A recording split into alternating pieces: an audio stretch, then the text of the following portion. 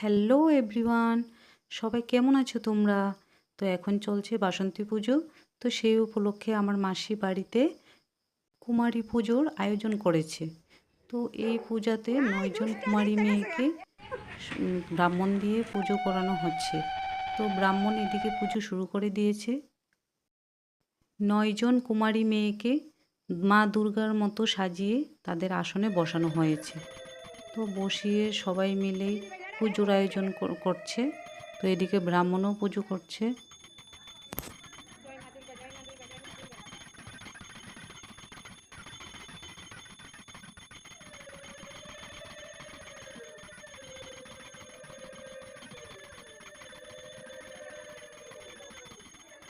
এই যে তাদেরকে সাজানো হয়েছে মা দুর্গার মতো, দেখতে কিন্তু একদম বেশ মা দুর্গার মতোই লাগছে।